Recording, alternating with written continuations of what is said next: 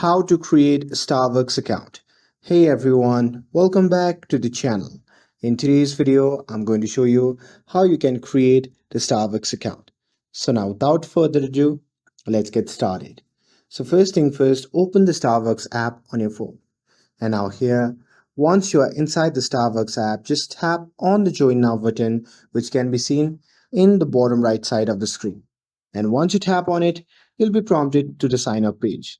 Now here, once you are on the sign up page, you need to fill in all your credentials.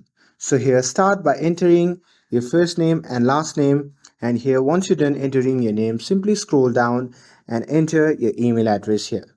And here, once you're done entering your email address, simply tap on the password field and type in new password to create your account password. And now here, once you're done entering the password, simply scroll down and check the box.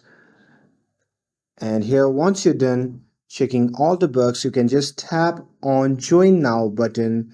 And after that, it will send you a verification email link. So just go to the email and check the link to confirm and fully activate your account. And after that, your account will be created. And that's it. That's how you can create the Starbucks account.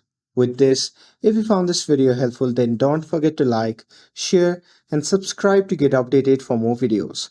Thanks for watching, and I'll see you in the next video.